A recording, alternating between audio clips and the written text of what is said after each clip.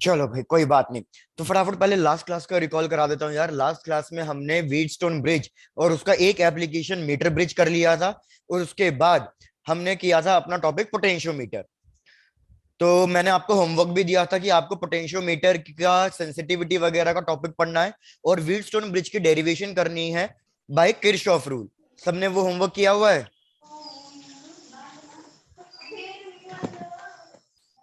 भाई किसी की आवाज नहीं आ रही है, सबने होमवर्क किया है या नहीं किया है? चलो आओ चेक करते हैं। तो यार लास्ट क्लास में हमने पोटेंशियोमीटर कराया था, मैं फटाफट उसका रिकॉल करा देता हूँ। पोटेंशियोमीटर, यार मैंने आपको बताया था कि पोटेंशियोमीटर बेसिकली हमारा नल पॉइंट मेथड पे बेस्ड है, क्योंकि ये कोई करंट कंज्यूम नहीं करता। सिंस ये कोई करंट कंज्यूम नहीं करता तो इसकी वजह से ये हमेशा ज्यादा एक्यूरेट वैल्यू शो करेगा in comparison two volt meter. Volt meter भले ही हमारे पास हैंडी और चीप डिवाइस है, लेकिन फिर भी वोल्ट मीटर से ज्यादा प्रेफरेंस मिलेगी पोटेंशियोमीटर को जब भी हम एक्यूरेट वैल्यू लेना चाहेंगे। पायल माइक म्यूट करो। डन। तो यार मैंने आपको बताया था पोटेंशियोमीटर के दो एप्लीकेशन है। एक एप्लीकेशन था फाइंडिंग दी अननोन ईएमएफ। भैया हमारे पास अननोन ईएमएफ में बहुत सिंपल सी इक्वेशन बन के आई थी कि जब भी हम अननोन ईएमएफ कैलकुलेट करेंगे तो सबसे पहले हमें पोटेंशियल ग्रेडियंट कैलकुलेट करना पड़ेगा। वो ऑलरेडी पहले से क्वेश्चन में गिवन होगा। तो हम लिखेंगे E1 is equals to KL1। फिर दूसरी बैटरी कनेक्ट करेंगे और हम लिखेंगे equation E2 is equals to KL2। हमारे पास दो इक्वेशन दो वेरिएबल्स हैं, इन दोनों को डिवाइड कर देंगे तो हमारे पास के कांस्टेंट कट जाएगा। हमारे पास बचेगा E1 by E2 is equals to L1 by L2। Check करके बताओ किसी को फर्स्ट एप्लीकेशन में कोई डाउट है? No sir. डन। उसके बाद यार हमने सेकंड एप्लीकेशन किया था finding the internal resistance of a battery, internal resistance of a cell. तो internal resistance of a cell के केस में मैंने आपको बताया था कि यार सबसे पहले क्या करोगे, सिर्फ एक बैटरी कनेक्ट करोगे और उस बैटरी को आप गैल्वेनोमीटर से जॉकी पे स्लाइड कराओगे। तो जब हम बैटरी को कनेक्ट कर रहे हैं सिर्फ, तो हमारे पास पहली इक्वेशन आएगी कि EMF is equals to KL1। उसके बाद आप क्या करोगे, एक एक्सटर्नल रेजिस्टेंस कनेक्ट कर दोगे इस सर्किट में। भैया क्या स्क्रीन शेयर नहीं हो रही है? तो हो रही है। तो यार फिर ये शिवानी आप क्यों कह रहे हो स्क्रीन शेयर नहीं हो रही है? उसके बाद मैंने आपको बोला था कि हम एक एक्सटर्नल रेजिस्टेंस कनेक्ट करेंगे अपने बैटरी के साथ, और जब हम एक एक्सटर्नल रेजिस्टेंस कनेक्ट करेंगे तो फिर हमें ईएमएफ नहीं मिलेगा, हमें पोटेंशियल ड्रॉप मिलेगा। और potential drop is equals to KL2। इन दोनों में से कौन सी लेंथ बड़ी होगी, L1 या L2? भाई वेरी गुड, L1 लेंथ बड़ी होगी L2 से, बिकॉज इधर ईएमएफ की वैल्यू हमेशा V से ज्यादा होती है। तो बैलेंसिंग करने के लिए जो लेंथ चाहिए होगी वो डेफिनेटली ज्यादा चाहिए होगी ईएमएफ के केस में। फिर हमने क्या किया था, बस इन दोनों को डिवाइड कर दिया था। ईएमएफ की जगह हमने रख दिया था I into capital R plus small r, और V की जगह हमने रख दिया था सिर्फ IR। यहाँ पे लास्ट स्टेप लिख देता हूं, हमने ईएमएफ की जगह कर दिया था I into capital R plus small r, और हमने वी की जगह लिख दिया था आई आर। इन दोनों को डिवाइड करना था, हमारे पास भैया इंटरनल रेजिस्टेंस का फॉर्मूला आ गया था L1 minus L2 into capital are divided by L2। अब चेक करके बताओ इसमें भी कोई डाउट है तो पूछो।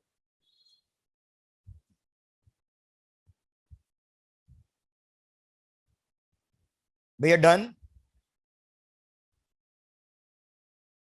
Yes sir. चलो गुड, चलो बढ़िया। तो यार एक काम करो, अब इस पे हमने कुछ क्वेश्चंस किए थे इस पे या नहीं किए थे हमने क्वेश्चंस? सर किए थे। किए थे, डन। तो फिर अब नया टॉपिक स्टार्ट कर लो, बाकी जो भी क्वेश्चंस रिमेनिंग है वो फिर बिल्कुल लास्ट में कर लेते हैं। भैया लिखो हेडिंग आज का topic, heating effect of electric current. बस ये लास्ट टॉपिक बचा है इस चैप्टर का, आज चैप्टर खत्म। Heating effect of electric current.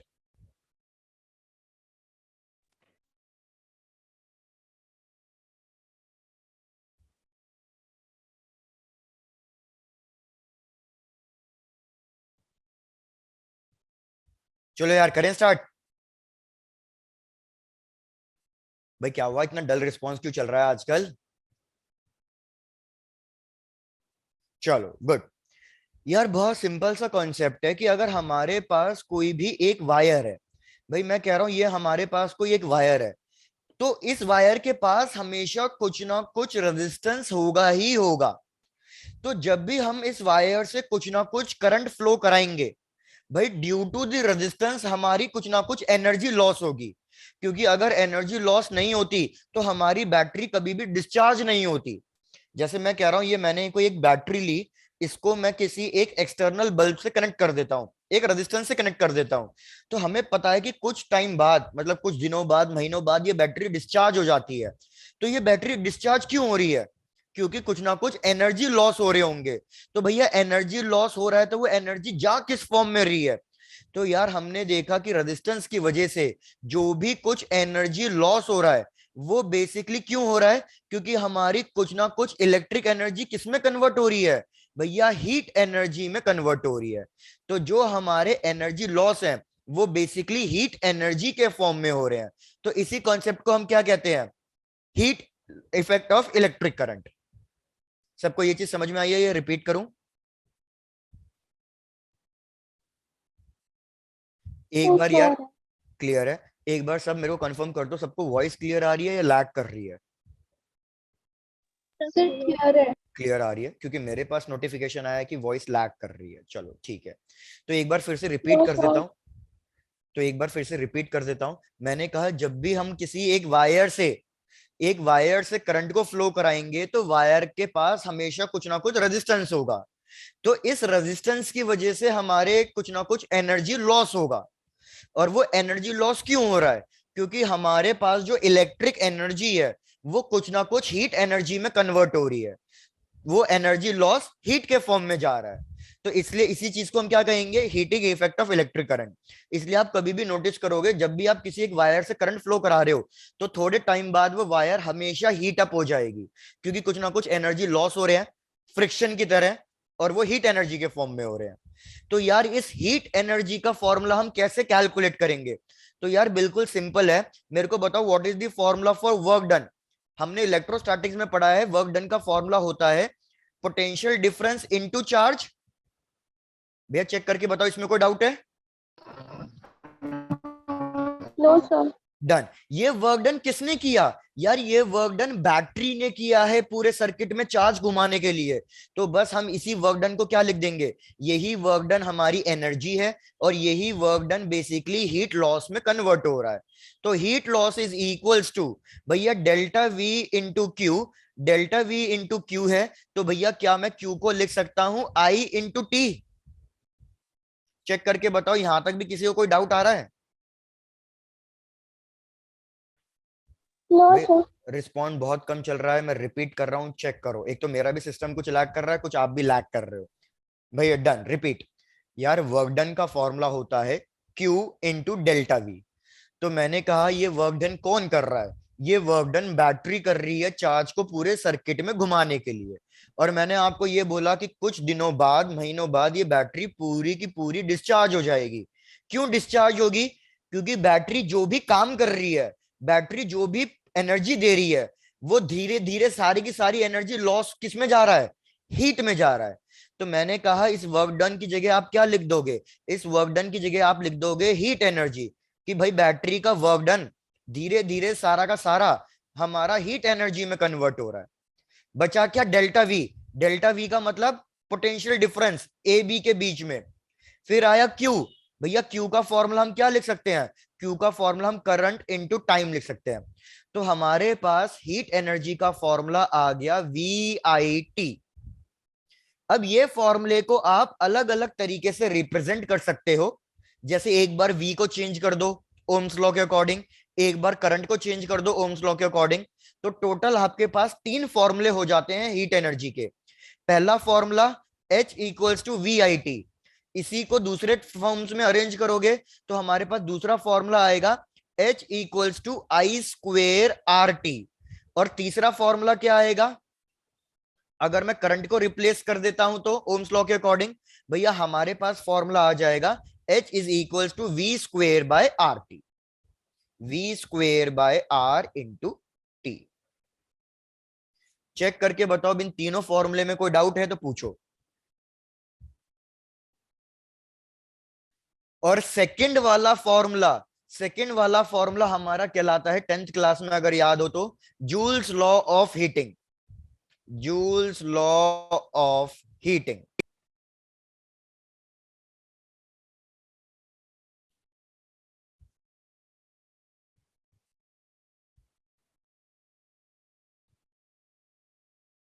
Done, very good यार। भैया चेक करके बताते जाओ, किसी किसी को डाउट है तो पूछते जाओ।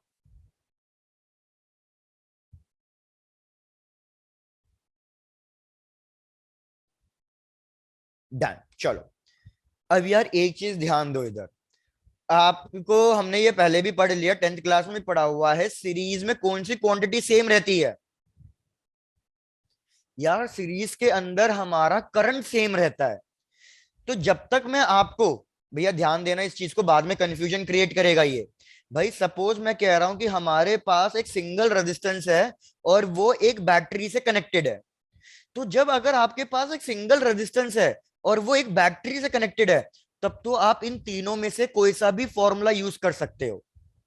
आई रिपीट, जब तक आपके पास एक सिंगल रेजिस्टेंस, एक सिंगल इलेक्ट्रिक डिवाइस है, तब तो आप इन तीनों में से कोई सा भी फॉर्मूला यूज कर सकते हो।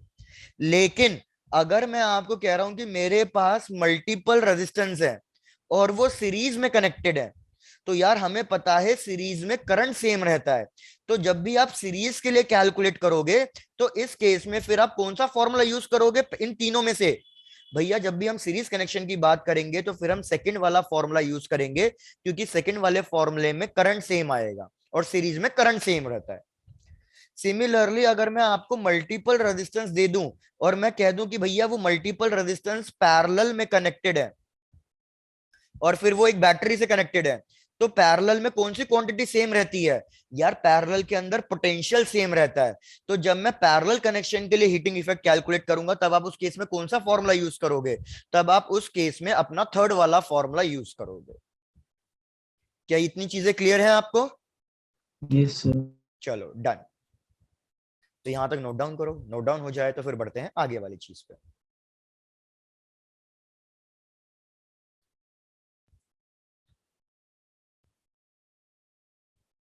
Done sir. डन, चलो भाई बहुत बढ़िया। Wait sir. कर लो आराम से।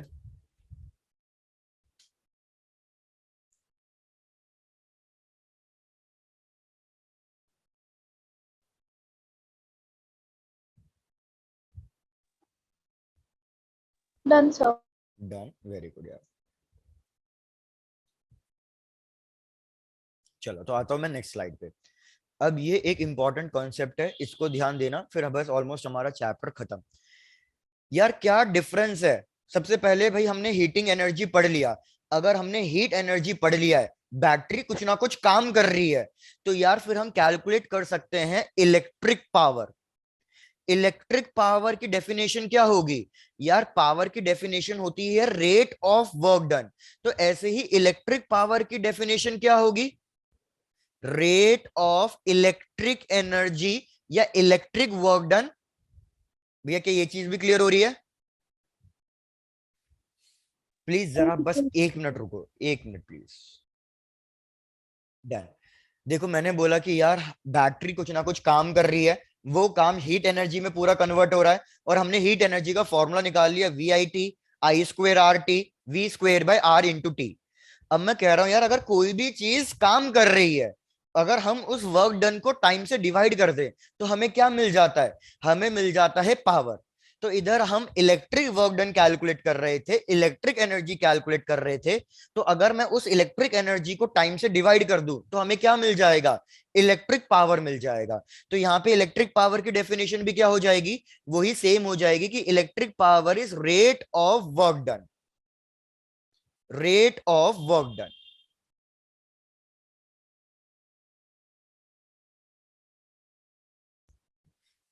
तो यार बस पीछे वाले फॉर्मूले में तीनों में टाइम टाइम टाइम का एक टर्म आ रहा है, तो यहाँ पे अगर मैं टाइम को डिवाइड करूंगा तो हमारे पास इलेक्ट्रिक पावर के भी तीन फॉर्मूले आएंगे। और वो कौन कौन से फॉर्मूले आएंगे भैया? एक फॉर्मूला आएगा V इंटू आई, दूसरा फॉर्मूला आ जाएगा हमारे पास, बस टाइम का टर्म हटा देना है, दूसरा फॉर्मूला आ जाएगा हमारे पास आई स्क्वेयर आर, और तीसरा फॉर्मूला आ जाएगा हमारे पास वी स्क्वेयर बाय आर। फिर से वही वाली चीज, भैया कब कौन सा फॉर्मूला यूज करोगे? तो मैंने आपको बोल दिया जब भी एक सिंगल रेजिस्टेंस की बात होगी तो आप जो मर्जी फॉर्मूला यूज करो। ऋत्विका वॉइस एंड स्क्रीन दोनों बीच बीच में लैग कर रही है। Yes, sir. भैया सबके केस में यही हो रहा है? No, sir. No, sir. ठीक है Ritvika, No, network sir. Connection check करो। स्क्रीन लैग हो रही होती तो मैं मान जाता, क्योंकि हाँ मेरी स्क्रीन लैग हो रही है। चलो क्लियर है पूरा। मैं बोल रहा था अगर एक सिंगल रेजिस्टेंस है तो चाहे जो मर्जी फॉर्मूला यूज करो, लेकिन अगर सीरीज का कनेक्शन यूज करेंगे तो फिर हमें सेकेंड वाला फॉर्मूला यूज करना पड़ेगा, क्योंकि सीरीज में करंट सेम रहता है। और अगर पैरेलल कनेक्शन की बात करेंगे तो भैया हम लास्ट वाला फॉर्मूला यूज करेंगे, क्योंकि लास्ट वाले केस में पोटेंशियल आ रहा है और हमारे पैरेलल में पोटेंशियल सेम होता है। अब मैं आपको जो एक इंपॉर्टेंट चीज समझाना चाह रहा हूं भैया, आप वो समझने की कोशिश करना। हमारे पास दो टर्म्स आएंगे। क्या दो टर्म्स आएंगे यार? एक होगा पावर रेटिंग और एक टर्म होगा पावर कंज्यूम्ड। भैया क्या डिफरेंस है पावर रेटिंग और पावर कंज्यूम्ड में? जैसे आप कोई भी एक इलेक्ट्रिक डिवाइस खरीद के लेके आते हो, उस पे कुछ ना कुछ वैल्यूज लिखी होती है, कुछ ना कुछ रीडिंग मार्क्ड होती है, तो जो वो रीडिंग मार्क्ड है वो पावर रेटिंग है या पावर कंज्यूम्ड है?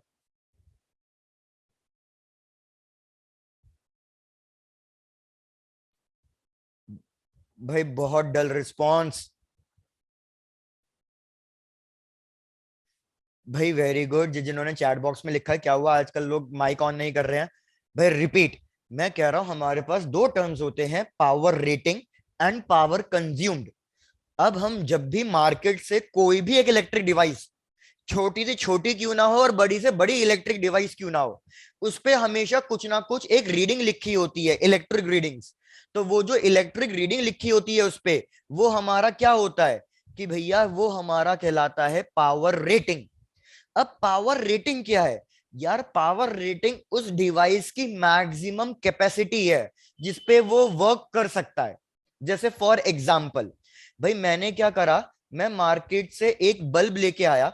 जब भी आपको एक बल्ब भी लेके आओगे तो आप देखना उस पे कुछ ना कुछ रीडिंग लिखी होगी।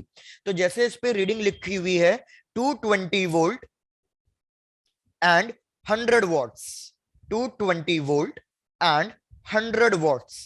तो ये पावर रेटिंग का मतलब क्या है कि भाई आप इस बल्ब को मैक्सिमम कितनी पावर से, कितने वोल्टेज से कनेक्ट कर सकते हो? भैया मैक्सिमम आप 220 वोल्टेज से कनेक्ट कर सकते हो। जब आप इसको मैक्सिमम 220 वोल्टेज दोगे तो ये मैक्सिमम ग्लो करेगा, और ये कितनी पावर कंज्यूम करेगा? कितना ग्लो करेगा? 100 वॉट्स जितना ये ग्लो करेगा इतनी पावर ये कंज्यूम करेगा। क्या ये चीज समझ में आई है या रिपीट करूं? भाई एक बार रिपीट। मैं कह रहा हूं पावर रेटिंग किसी भी एक इलेक्ट्रिक डिवाइस की मैक्सिमम कैपेसिटी है जिसपे वो वर्क कर सकता है। तो अगर मैं एक इलेक्ट्रिक बल्ब खरीद के लेके आया और उस पे इस तरीके की कोई रीडिंग लिखी हुई है 220 वोल्ट एंड 100 वोल्ट्स, इसका मतलब क्या है कि आप इस बल्ब को मैक्सिमम 220 वोल्टेज दे सकते हो, उससे ज्यादा नहीं दे सकते। अगर आपने 220 से ज्यादा वोल्टेज दिया तो फिर ये बल्ब क्या कर जाएगा भैया? ये बल्ब फ्यूज हो जाएगा, इसकी वायर मेल्ट कर जाएगी, ये वर्क नहीं कर पाएगा। अगर मैं इसको 220 ही वोल्टेज दूं तो उस केस में क्या करेगा? ये बल्ब मैक्सिमम पावर कंज्यूम करेगा, और जो बल्ब मैक्सिमम पावर कंज्यूम करता है भैया वो ही सबसे ज्यादा ग्लो करता है, तो ये अपने मैक्सिमम ब्राइटनेस से ग्लो करेगा। लेकिन सपोज अगर मैं 220 की जगह इसको 110 वोल्ट दूं, फिर बताओ क्या ये 100 वॉट से ग्लो करेगा या इससे कम पावर से ग्लो करेगा?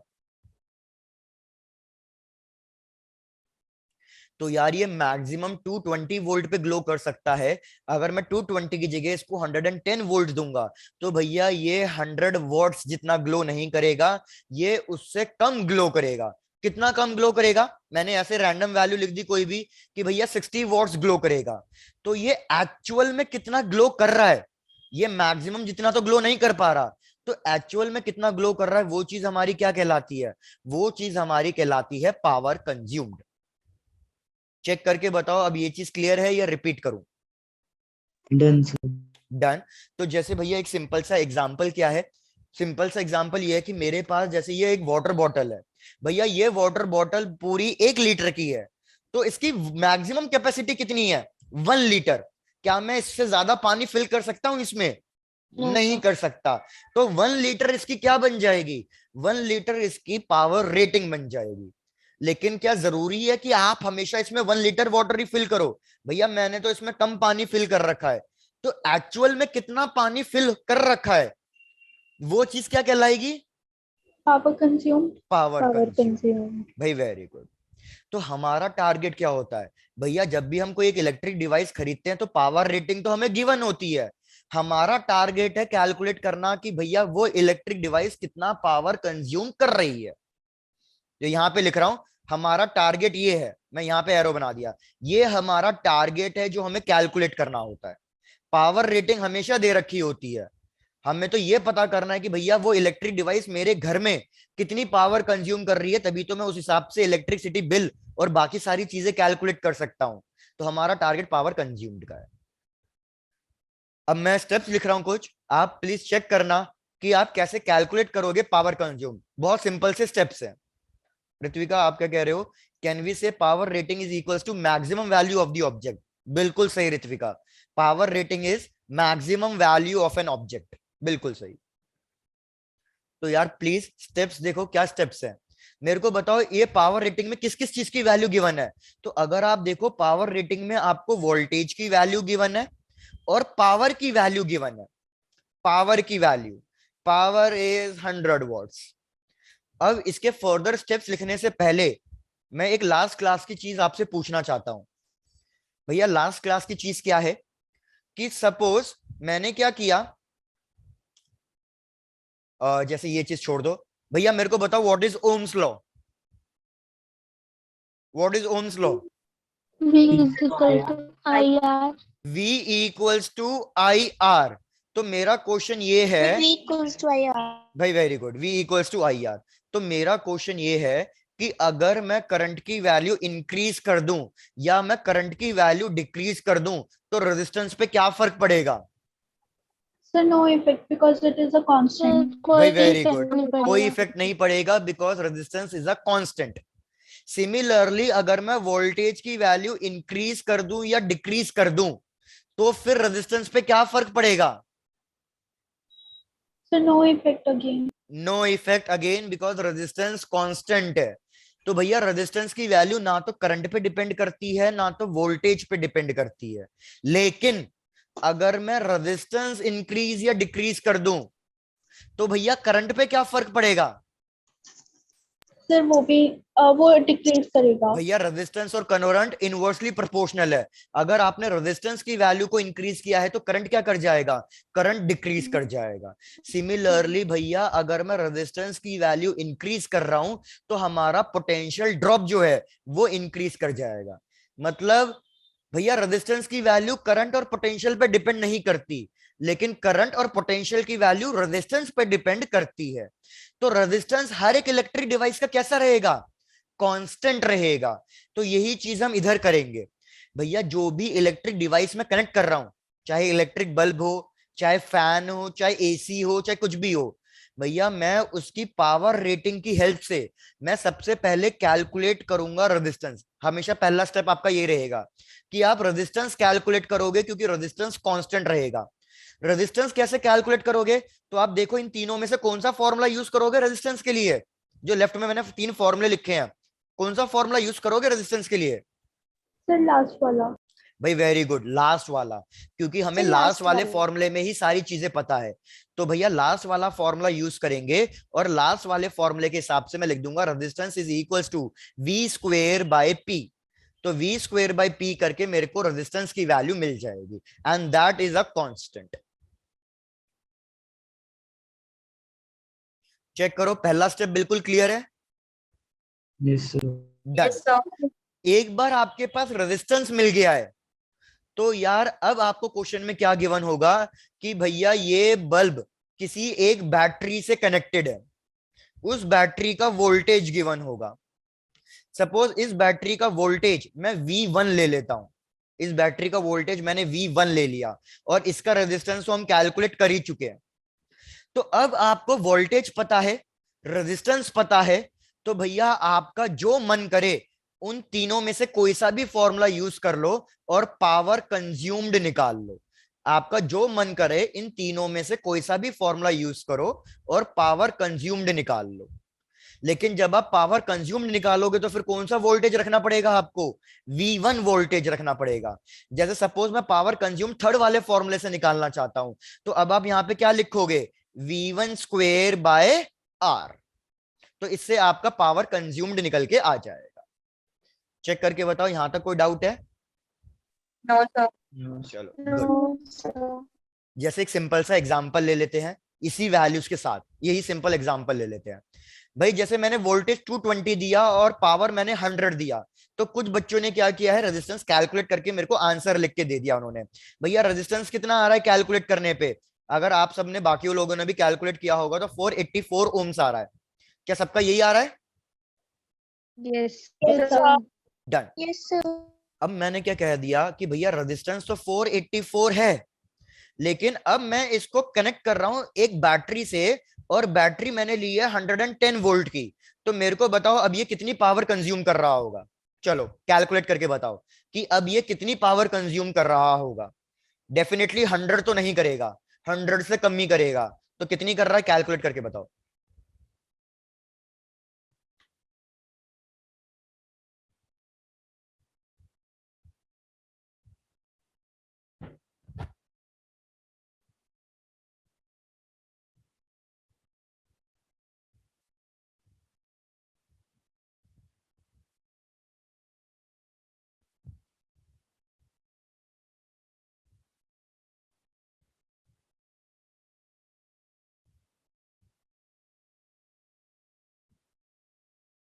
भाई वेरी गुड, काफी लोगों के आंसर्स आ भी गए हैं, बहुत बढ़िया।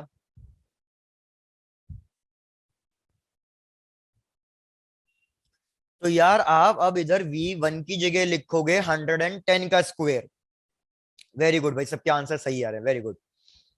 तो 110 का square divided by resistance that is 484। तो जब आप इसको डिवाइड करोगे और चेक करोगे कि तो भैया आप देखोगे आंसर आ रहा है सिर्फ और सिर्फ 25 वॉट्स।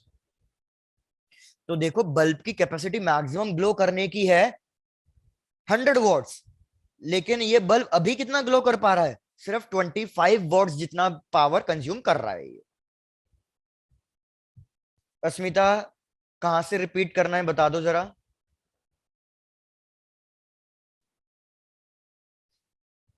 भैया फिर से एक बार सब लोग कंफर्म करो, मेरी वॉइस सबको क्लियर आ रही है? Yes, sir. Done. Asmita please check your network connection यार, शायद से उसी में फॉल्ट हो गया। अच्छा हो गया, ठीक है डन। तो क्वेश्चन आपसे यही पूछेगा, वो आपसे पावर रेटिंग दे रखी होगी, वो आपसे पावर कंज्यूम्ड कैलकुलेट करने के लिए बोलेगा। बस आप अच्छे से चेक कर लेना कि वो एक सिंगल रेजिस्टेंस है या फिर एक मल्टीपल रेजिस्टेंस का कनेक्शन है। तो अब मैंने ये आपको सिंगल के लिए पढ़ा दिया है, अब मैं आपको पढ़ाता हूं कॉम्बिनेशन के लिए, सीरीज कनेक्शन और पैरेलल कनेक्शन के लिए। तो जैसे ये कंप्लीट हो जाए बता देना, फिर आगे बढ़ते हैं।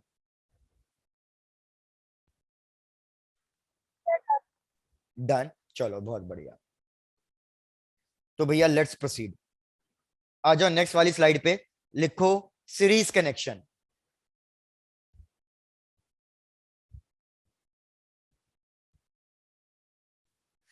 ऋत्विका प्रिंसिपल सर फिजिक्स पढ़ा रहे हैं आपको, ये भी बहुत सही है।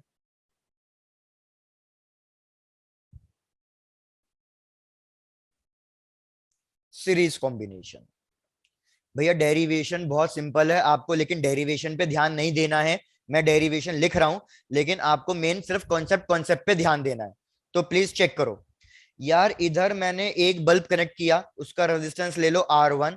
यहाँ पे मैंने दूसरा बल्ब कनेक्ट किया, रेजिस्टेंस R2। और फिर मैंने यहाँ पे एक तीसरा बल्ब कनेक्ट किया, रेजिस्टेंस R3। इन तीनों बल्ब की कुछ ना कुछ पावर रेटिंग दे रखी होगी। भाई आई रिपीट, इन तीनों बल्ब की कुछ ना कुछ पावर रेटिंग दे रखी होगी। तो मैं इस बल्ब की पावर रेटिंग कितना मान रहा हूं कि भैया वोल्टेज सबका सेम है, लेकिन इधर पावर रेटिंग P1 है, इधर वोल्टेज सेम है, पावर रेटिंग P2 है, इधर वोल्टेज सेम है, पावर रेटिंग P3 है। पहले चेक करके बताओ यहां तक सबको समझ में आया या रिपीट करना है? Done, sir. डन। इन सबको मैंने कनेक्ट कर दिया है एक बैटरी से, और बैटरी का वोल्टेज मैं कुछ अलग ले रहा हूं ताकि कंफ्यूजन ना हो। बैटरी का वोल्टेज कितना ले लिया मैंने भैया? V1 ले लिया। अब मेरे को एक बात बताओ, अगर ये तीनों सीरीज में कनेक्टेड हैं तो क्या सब पे वोल्टेज सेम जाएगा या अलग अलग जाएगा? Same. सेम कैसे जाएगा? सीरीज कनेक्शन में तो वोल्टेज क्या होता है? अलग अलग होता है भैया, डिफरेंट होता है। जैसे फॉर एग्जाम्पल, अगर मैं इधर वोल्टेज ले रहा हूं, बस अज्यूम कर रहा हूं, इधर मैं वोल्टेज 200 ले रहा हूं, तो भैया ये हो रहा होगा कि यहाँ पे मे बी वोल्टेज 100 जा रहा हो, यहाँ पे वोल्टेज मे बी 75 जा रहा हो, तो रिमेनिंग वोल्टेज कितना जाएगा तीसरे वाले पे? 25 जाएगा, ताकि टोटल कितना आ जाए अभी भी? टोटल अभी भी हमारा 200 के बराबर आ जाए। क्या ये चीजें क्लियर हो रही हैं? Very good. तो इसको Done, इरेज कर sir. रहा हूं। डन से क्लियर है? गुड। तो भैया समझो कहानी को। सबसे पहला टारगेट क्या है जो अभी मैंने स्टेप्स बताया था? सबसे पहला स्टेप है कि आप रेजिस्टेंस R1, R2 और R3 की वैल्यू कैलकुलेट करोगे। कैसे कैलकुलेट करेंगे? With the help of power rating. तो फॉर्मूला क्या था? R1 is equal to V square by P1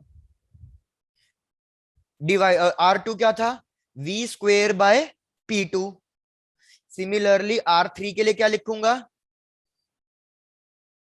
V square by P3। पहले यहां तक बताओ, फर्स्ट स्टेप कोई doubt? No, sir. Very No, good. sir. Second step ध्यान देना प्लीज, मैं फर्स्ट स्टेप लिख दिया है। सेकेंड स्टेप, सेकेंड स्टेप आप कैलकुलेट करोगे आर इक्वलेंट। तो आपको पता ही है सीरीज कनेक्शन में आर इक्वलेंट क्या होता है? R1 plus R2 plus R3। Total resistance आ गया। एक बार टोटल रेजिस्टेंस आ गया, फिर आपका थर्ड स्टेप क्या होगा? भाई आपको टोटल वोल्टेज गिवन है V1, टोटल रेजिस्टेंस मिल गया, तो क्या आप ओम्स लॉ से टोटल करंट कैलकुलेट कर सकते हो? ओम्स लॉ के according it will be V1, अब V1 बैटरी जिससे कनेक्ट किया है, डिवाइडेड बाय R इक्वलेंट। तो यार चेक करो, इससे हमें करंट की वैल्यू मिल जाएगी जो करंट इस सर्किट में फ्लो कर रहा होगा। और हमें पता है कि सिंस ये सीरीज कनेक्शन है तो भैया पूरे सर्किट में सेम करंट फ्लो करेगा।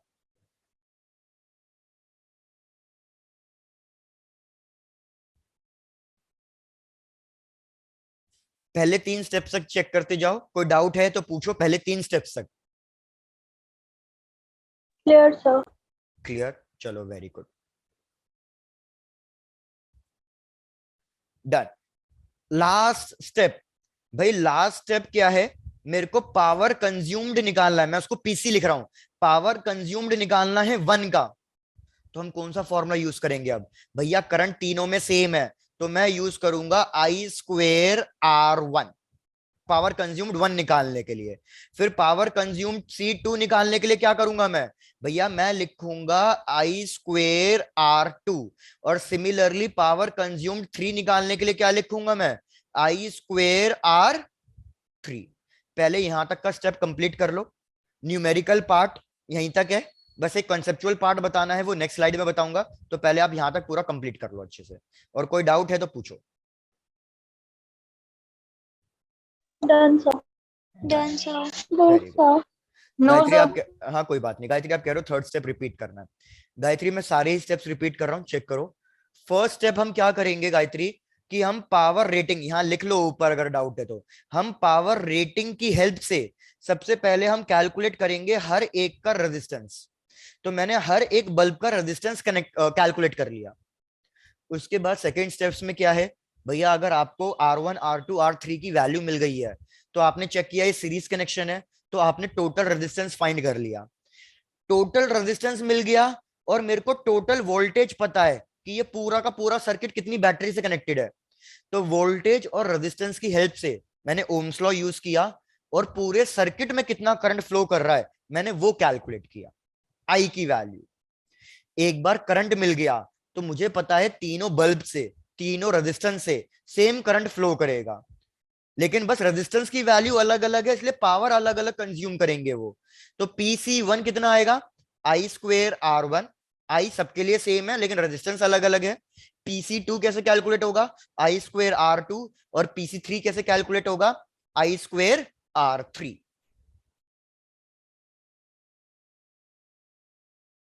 भैया जैसे ये वाली स्लाइड सबकी कंप्लीट हो जाए बता देना, बस एक लास्ट कॉन्सेप्ट बचा है, सीरीज वाला खत्म हो जाएगा। Done sir. डन, चलो गुड। तो लेट्स प्रोसीड। अगर अब आप एक चीज ध्यान दो, मेरे पास फॉर्मूला आया PC1 का, मतलब किसी भी पावर कंज्यूम्ड का अगर आप फॉर्मूला देखो तो हमारे पास PC1 का फॉर्मूला आया है कि I²R1। अब मेरे को बताओ R1 की वैल्यू कितनी है। R1 का फॉर्मूला क्या लिखा है आपने, V²/P1। Very good, V²/P1।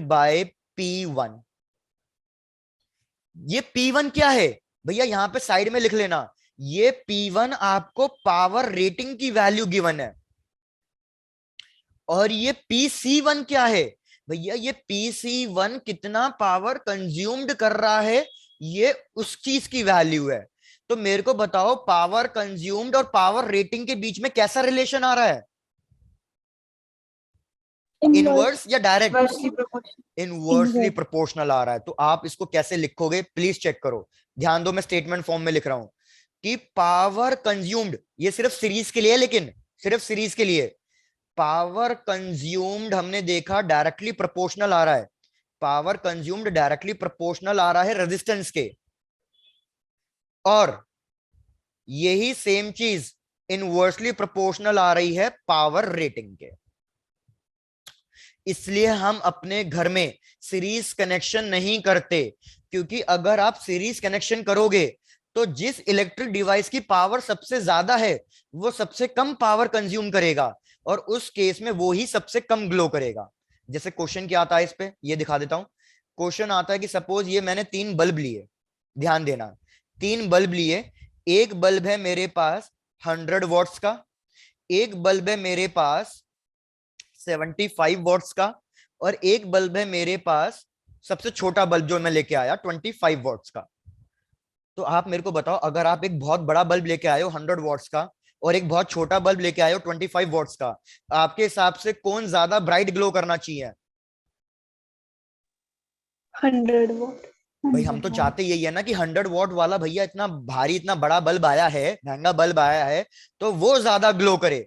लेकिन सीरीज कनेक्शन में बिल्कुल उल्टा हो जाता है, पावर कंज्यूम्ड और पावर रेटिंग इनवर्सली प्रोपोर्शनल है, तो सबसे ज्यादा ब्राइटनेस से कौन ग्लो करेगा। तो आप देखो बिल्कुल उल्टा हो जाएगा सीरीज में, अगर आप अपने घर में ऐसे करोगे तो भैया फिर हमारा 25 वॉट्स वाला ज्यादा ब्राइटनेस से ग्लो करेगा, फिर 75 वॉट्स वाला, और फिर 100 वॉट्स वाला बेचारा सबसे ज्यादा ग्लो करना चाहिए था लेकिन ये तो सबसे कम ग्लो कर रहा है।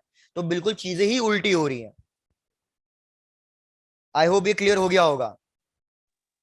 डन। Yes, sir. इसलिए घरों में सीरीज कनेक्शन नहीं होता।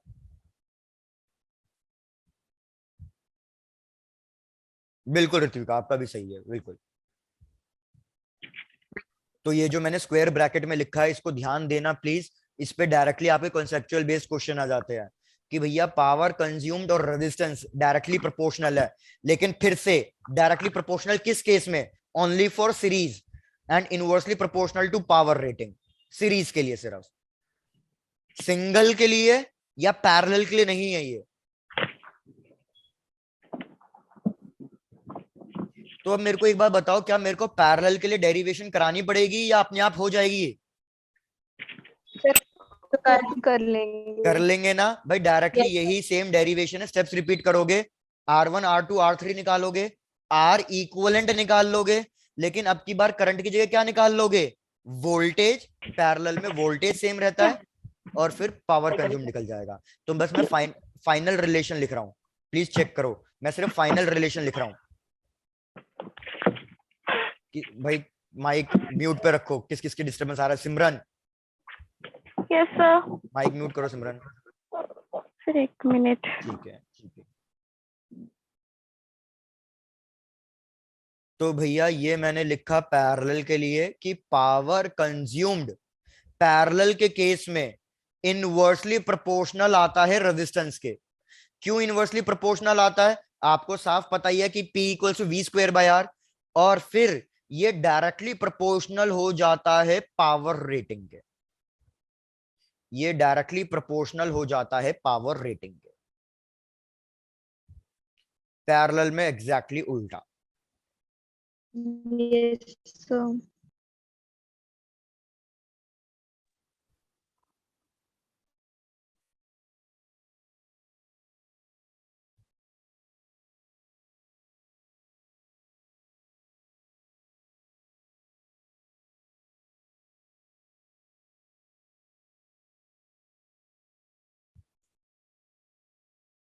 बिल्कुल रितिका, होमवर्क के लिए दे दी मैं derivation.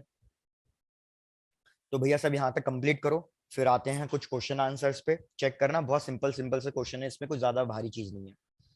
Done, sir. Done, sir. Done, चलो भाई बहुत बढ़िया। तो भैया आओ बढ़ते हैं टूवर्ड्स द क्वेश्चन, और हमारा इलेक्ट्रिसिटी चैप्टर खत्म। भाई सबसे पहला क्वेश्चन बिल्कुल आसान सा ही है। क्वेश्चन क्या कह रहा है कि हमारे पास दो हीटर्स हैं। भैया ध्यान देना क्वेश्चन पे, हमारे पास दो हीटर्स हैं, वाटर हीटर्स, और इनकी पावर रेटिंग गिवन है।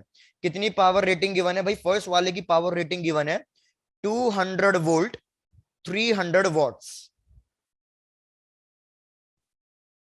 और दूसरे वाले की पावर रेटिंग गिवन है हीटर 2 भैया 200 volts 200 volt and 600 watts. Question कह रहा है कि इन दोनों को हमने कंबाइन किया है सीरीज में, हमने इन दोनों को सीरीज कनेक्शन में यूज कर रहे हैं। तो आपको बताना है कि ये दोनों कितना पावर कंज्यूम्ड कर रहे हैं। PC1 और PC2 निकालना है कि ये दोनों कितना पावर कंज्यूम कर रहे हैं। और इनको मैंने कनेक्ट किया है अपने घर में, जिसका वोल्टेज आ रहा है 200 volt, connected to a supply of 200 volt.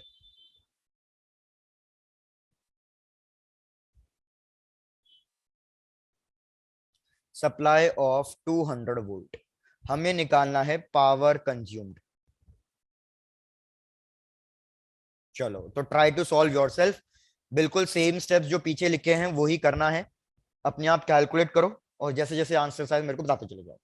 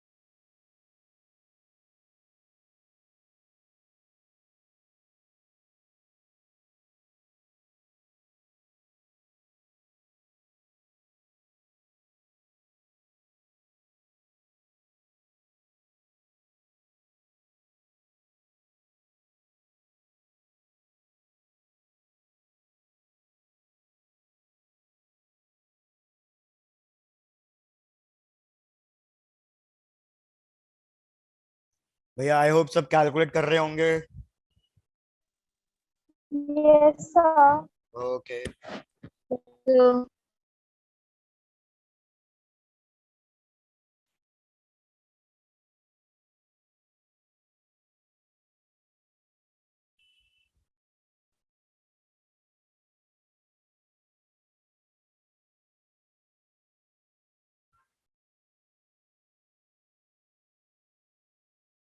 भाई, वैल्यू डेसिमल में बताने की जरूरत नहीं है, फ्रैक्शन में भी बता सकते हो। ऋत्विक का आंसर गलत आ रहा है, आकाश एंड प्रतिभा आंसर सही है, बिल्कुल वेरी गुड।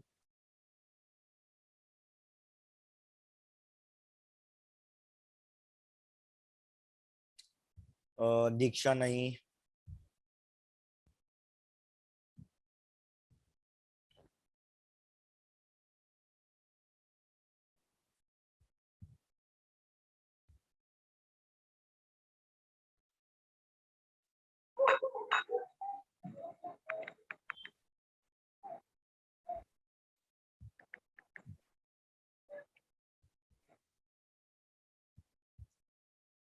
चलो तो भैया आओ स्टेप्स कैलकुलेट कराता हूँ, चेक करो।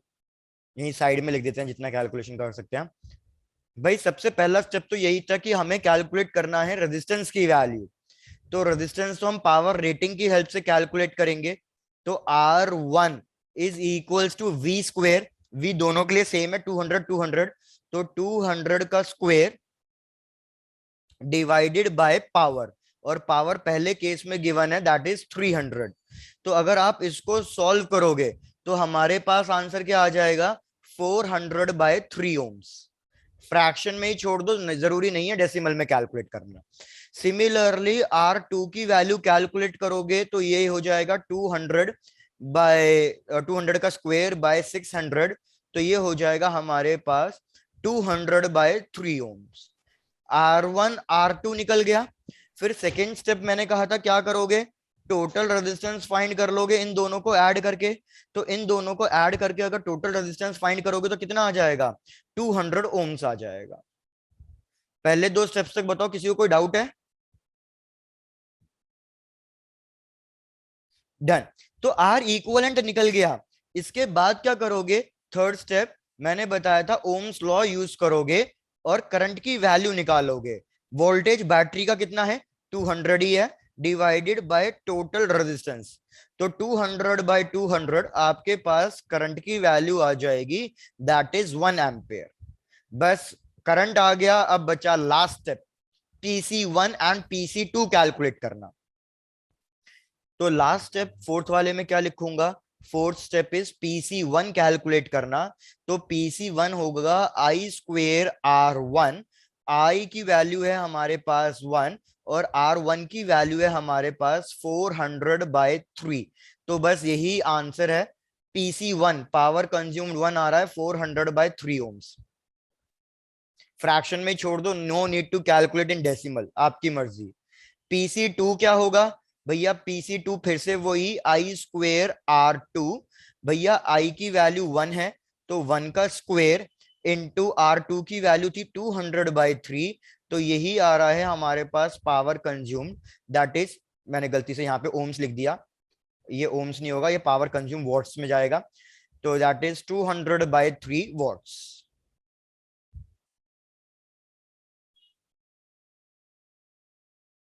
बिल्कुल सही।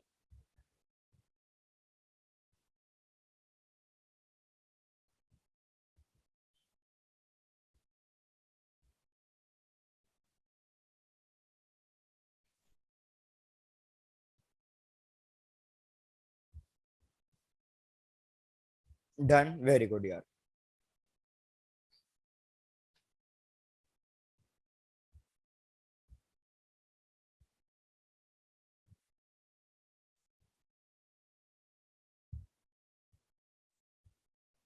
भाई बाकी सबका भी जैसे कंप्लीट हो जाए बता देना, फिर आगे बढ़ते हैं।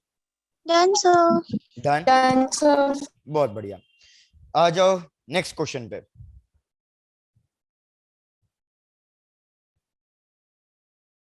एक मिनट यार, 300 वॉट्स इज मोर, बिल्कुल इसमें सीरीज कनेक्शन है, तो भैया जो कम पावर रेटिंग वाला होगा वो ज्यादा हीट कंज्यूम करेगा, ज्यादा पावर कंज्यूम करेगा। इसलिए फर्स्ट वाला 300 वॉट्स का था लेकिन ये ज्यादा पावर कंज्यूम कर रहा है। सेकंड वाला 600 वॉट्स का था लेकिन वो कम पावर कंज्यूम कर रहा है, क्योंकि इनवर्सली प्रोपोर्शनल चल रही थी चीजें। आओ भैया नेक्स्ट क्वेश्चन। नेक्स्ट क्वेश्चन थोड़ा सा डिफिकल्ट है, अच्छे लेवल का है, आओ चेक करते हैं। क्वेश्चन क्या कह रहा है कि यार हमारे पास एक इलेक्ट्रिक कैटल है और उसके अंदर दो हीटिंग कॉइल्स हैं। तो आई रिपीट भैया, क्या है? इलेक्ट्रिक कैटल है और इलेक्ट्रिक कैटल के अंदर भैया दो हीटिंग कॉइल है। हीटिंग कॉइल सबने देखी होगी, बिल्कुल जैसे वो पानी गर्म करने वाली रॉड होती है, ऐसे हमारे पास भैया दो हीटिंग रॉड है। इस तरीके से ले लो, कितना अलग कर रहा है, ये लो भैया दो हीटिंग कॉइल ले ली। जतिन सही है आंसर। अब इस क्वेश्चन पे फोकस करो। चलो इसको नाम दे देता हूं हीटिंग कॉइल ए और इसको नाम दे दिया मैंने हीटिंग कॉइल बी। भैया अब क्वेश्चन पे ध्यान दो, क्वेश्चन क्या कह रहा है? क्वेश्चन कह रहा है कि भाई जब हमने क्या किया, when one of the coil is switched on, एक मिनट रुक जाओ, पहले मेरे को पूरा क्वेश्चन रीड आउट करने दो। An electric kettle has two heating coils. When one coil is switched on, the kettle begins to 600. When other is switched on, the boiling. Okay, done. Question कह रहा है कि यार हमने क्या किया, जब हमने सिर्फ पहले वाले कॉइल को ऑन किया और हम इसमें पानी को बॉईल कर रहे हैं, वाटर बॉईल कर रहे हैं, तो पहले वाले कॉइल ने लिया 6 मिनट्स। जब सिर्फ कॉइल ए काम कर रही है, कॉइल बी काम नहीं कर रही है। फिर हमने क्या किया भैया, कॉइल ए को बंद किया और कॉइल बी को यूज किया पानी गर्म करने के लिए, बॉईल करने के लिए, तो इसने लिया टोटल 8 मिनट्स।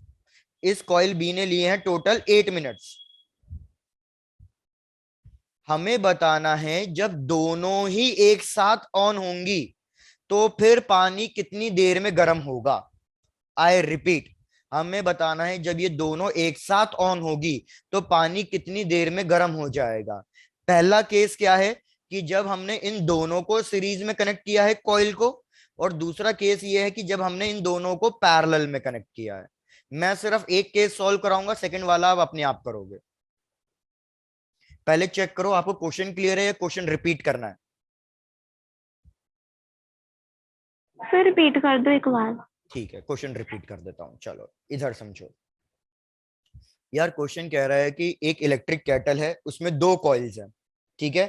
एक ब्लैक वाली कॉइल, इसको ए ले लो, और इस वाले को क्या ले लो आप, रेड वाले पेन को बी ले लो। इस इलेक्ट्रिक केटल के अंदर दो कॉइल्स हैं, ठीक। मैंने क्या किया, पहले बी वाले को ऑफ करके रखा है, मैंने बी वाले को यूज ही नहीं कर रहा, मैं अकेला इसको यूज कर रहा हूं पानी को बॉईल करने के लिए, गर्म करने के लिए।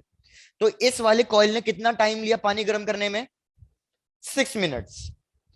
अब मैंने क्या किया, अब मैंने इसको बंद कर दिया और इसको यूज किया सिर्फ।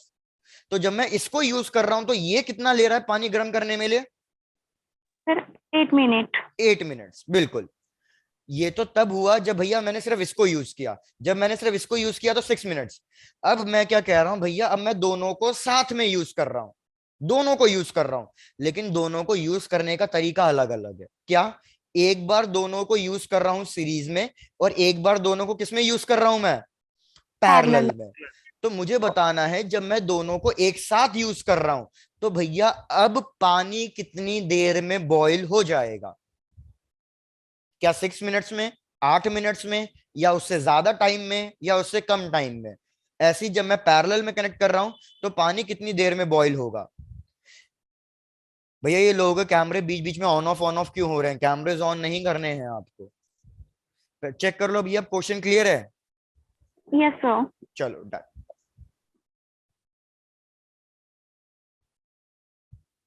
तो पहले आप पूरा क्वेश्चन नोट डाउन कर लो, उसके बाद हम सॉल्व करना देखते हैं कैसे सॉल्व करना है। Done sir. डन। चलो भैया सिंपल कॉन्सेप्ट है, आओ समझो। यार पानी गर्म करने के लिए हमें कुछ ना कुछ हीट चाहिए होती है। सपोज मैंने अज्यूम कर लिया, इधर ध्यान दो, सपोज मैंने अज्यूम कर लिया कि heat required to boil water. भैया कितनी हीट चाहिए होती है, भैया मैंने अज्यूम कर लिया कि हमें हीट चाहिए होती है 80 जूल्स, मैंने अज्यूम कर लिया। तो भैया जब मैं कॉइल ए यूज कर रहा हूं सिर्फ, तो इसको कितनी हीट देनी है? इसको 80 जूल्स जितनी हीट देनी है, तो ही तो पानी बॉईल हो पाएगा। तो इसने 80 जूल्स कितनी देर में दी है हीट? 6 मिनट्स में। लेकिन जब मैंने इसको यूज किया, तो क्या हीट रिक्वायर्ड सेम रहेगी या अलग हो जाएगी? पानी गर्म करने के लिए जो हीट चाहिए मेरे को, क्या वो 80 ही रहेगी या कम हो जाएगी या ज्यादा हो जाएगी? सर सेम ही भाई रहेगी। सेम रहेगी ना। बस डिफरेंस क्या है भैया, इसने 80 जूल्स की हीट 6 मिनट में दे दी, तो इसने 80 मिनट्स की जूल्स कितने में दे दी? 8 मिनट में दी है। तो मेरे को बताओ, जब मैं इन दोनों को सीरीज में यूज करूंगा, तो पानी बॉईल करने के लिए अभी भी 80 जूल्स ही चाहिएंगे या कम चाहिएंगे या ज्यादा चाहिएगा? अभी भी 80 जूल्स ही चाहिए। लेकिन बस डिफरेंस क्या है, मैं दोनों को साथ में यूज कर रहा हूं, तो शायद से ये पानी गर्म करने में कम टाइम ले या पानी गर्म करने में ज्यादा टाइम ले, लेकिन अल्टीमेटली दोनों को मिलाकर कितनी हीट देनी है? देनी 80 जूल्स ही है। क्या समझ में आया ये वाला कॉन्सेप्ट? Yes sir. चलो डन। तो भैया यही सेम चीज अब हम स्टेटमेंट में लिखेंगे विदाउट वैल्यूज के साथ। तो भाई मैंने क्या लिखा? Water heat required to boil the water. कितनी हीट चाहिए भैया? सपोज एच हीट चाहिए, तो आप लिखोगे केस 1। एच हीट किसने दी? भैया फॉर्मूला लिख लो, आई स्क्वेयर आर। और पहले वाले में टाइम कितना लगा? भैया पहले वाले में टाइम लगा 6 मिनट्स। सिमिलरली सेकेंड स्टेटमेंट क्या लिखोगे कि भैया heat required to boil water अब कितनी होगी? भैया करंट आई स्क्वेयर, कुछ ना कुछ रेजिस्टेंस, लेकिन अब टाइम कितना लगा उसको? 8 मिनट्स लगा। यहां पे लिखो R1, यहां पे लिखो R2। यहां तक के स्टेप्स चेक करके बताओ किस किस को डाउट है।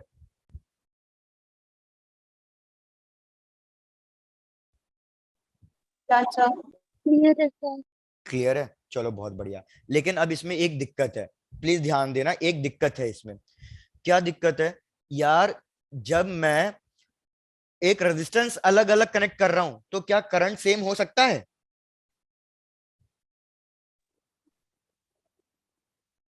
No sir. भैया फिर से समझो, मेरे को लग रहा है अभी डाउट है। भाई मैंने सिर्फ पहली वाली कॉइल रखी, पहली वाली कॉइल का रेजिस्टेंस है R1। ठीक है, एक तो ये इतना लैग कर रहा है ना, मेरा आधा फ्लो तो यहीं टूट रहा है। कि भैया इस वाले का रेजिस्टेंस है R1, मतलब जब मैंने सिर्फ इस वाले को कनेक्ट किया हुआ है, सिर्फ इस वाले को। अब भैया मेरे घर में वोल्टेज तो 220 आ रहा है, तो यहाँ पे रेजिस्टेंस की वैल्यू अलग है, तो भैया कुछ करंट अलग फ्लो करेगा। यहाँ पे करंट फ्लो करेगा I1। लेकिन जब मैं सेकेंड कॉइल, इस सेकेंड कॉइल को यूज कर रहा हूं, तो भैया रेजिस्टेंस चेंज हो गया, लेकिन वोल्टेज जो मेरे घर में आ रहा है वो तो अभी भी सेम है। तो अब क्या करंट की वैल्यू सेम होगी या चेंज हो जाएगी? मैं आपसे ये पूछ रहा हूं कि अब करंट की वैल्यू सेम होगी या चेंज होगी? तो यार अभी तो मैंने बताया था, रेजिस्टेंस को चेंज कर दोगे तो करंट की वैल्यू भी क्या हो जाएगी? चेंज हो जाएगी। तो इसीलिए दोनों केसेस में करंट अलग अलग फ्लो करेगा, लेकिन इधर तो हमने दोनों जगह करंट को सेम मार्क कर दिया। तो मतलब एक चीज आपको समझ में आनी चाहिए कि हम ये वाला फॉर्मूला यूज नहीं करेंगे, हम इस फॉर्मूले को किसी और वे में यूज करेंगे।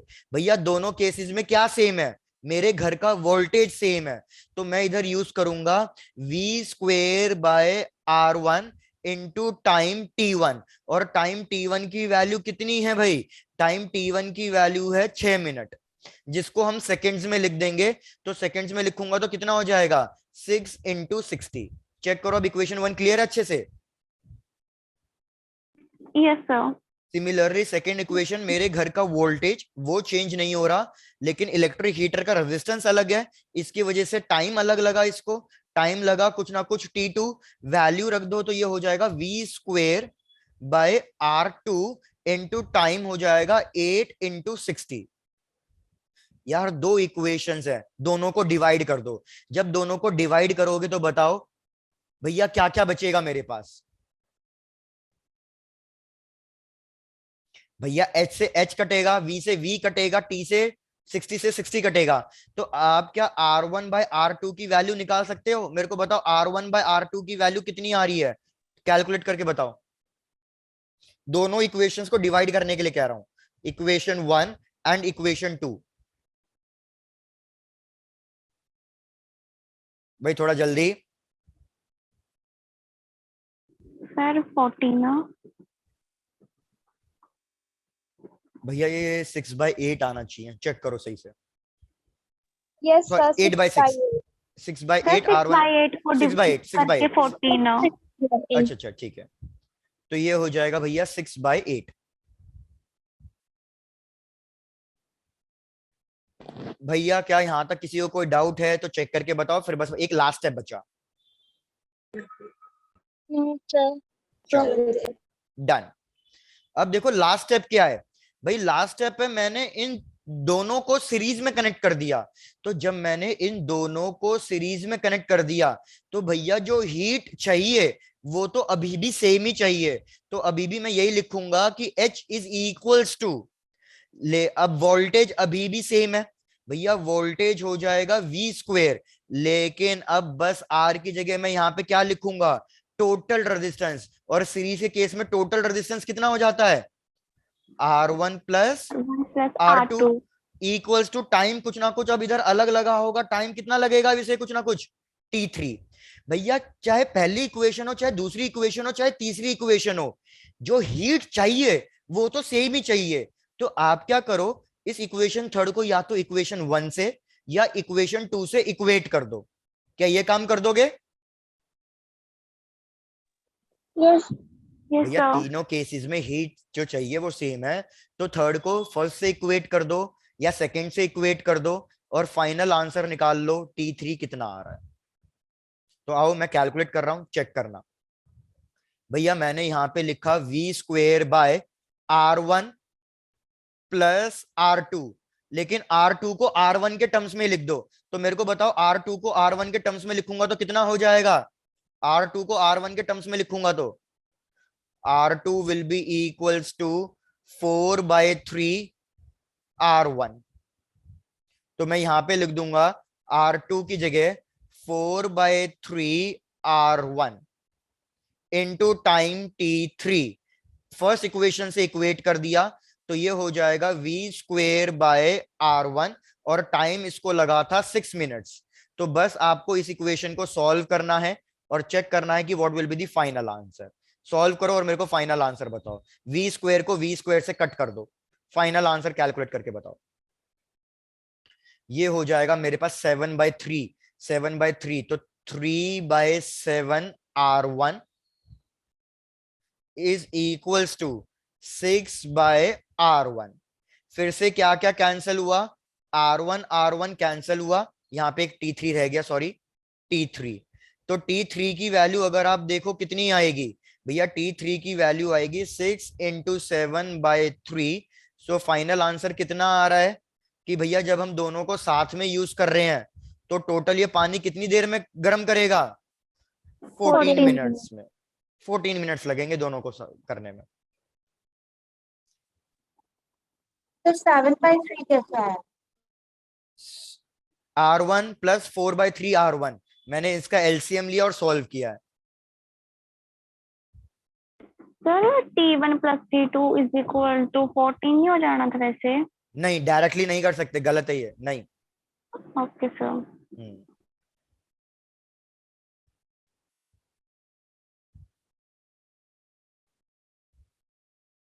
चलो भाई एक बार पिछली स्लाइड से रिपीट करना है भैया, ध्यान दो फिर से, काफी लोगों को अभी भी डाउट है। यार देखो एक चीज मैं क्या कर रहा हूं, मैंने बोला मेरी इलेक्ट्रिक केटल में 2 वायर्स हैं, ब्लैक वायर रेड वायर, मतलब 2 कॉइल्स हैं, पानी गर्म करने की 2 कॉइल है। सबके घर में किसी ना किसी घर में तो होती है पानी गर्म करने वाली रॉड। तो मेरे पास 2 रॉड्स है।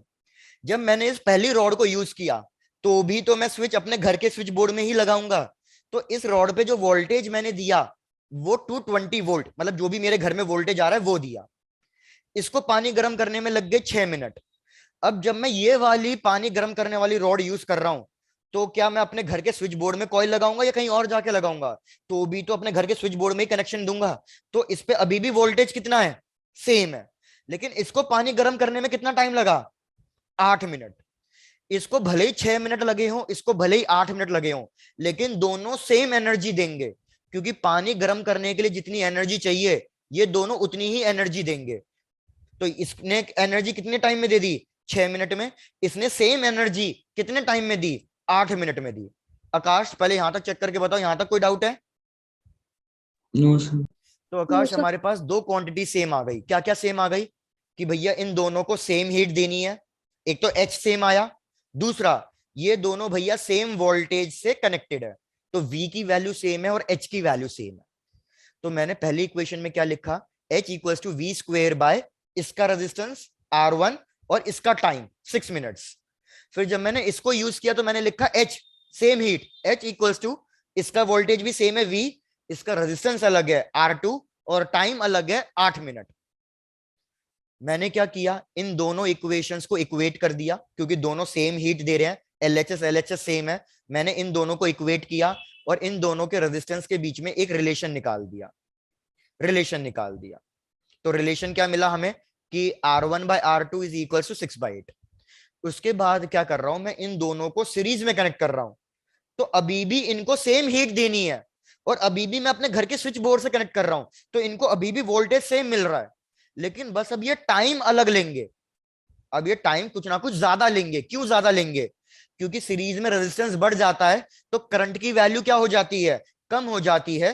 करंट की वैल्यू कम हो गई है तो इनको पानी गर्म करने में ज्यादा टाइम लगेगा अब, जब मैं दोनों को साथ में यूज करूंगा सीरीज में। तो मैंने फॉर्मूला लिख दिया, वी स्क्वेयर एच सेम है, टाइम अलग लगेगा, और अब की बार रेजिस्टेंस हो गया R1 प्लस R2। तो यार अब देखो ना, तीनों इक्वेशन में LHS सेम है, तीनों इक्वेशंस में LHS सेम है, H H H जो हीट देनी है वो सेम है। तो मैंने थर्ड वाली इक्वेशन को किसी भी एक इक्वेशन से इक्वेट कर दिया और मैंने T3 की वैल्यू कैलकुलेट कर ली। आकाश अब चेक करो, स्टेप्स अब क्लियर है? Yes sir. Done.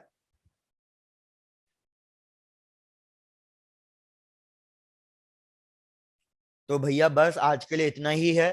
Parallel combination के लिए आप एक बार खुद से ट्राई करोगे और उसको हम नेक्स्ट क्लास में डिस्कस करेंगे। पैरेलल कॉम्बिनेशन के लिए करंट इलेक्ट्रिसिटी आपका खत्म हो चुका है। नेक्स्ट क्लास में एक तो ये डाउट ले लूंगा पैरेलल कनेक्शन वाला, और फिर नया चैप्टर स्टार्ट कर देंगे, magnetic effects of electric current.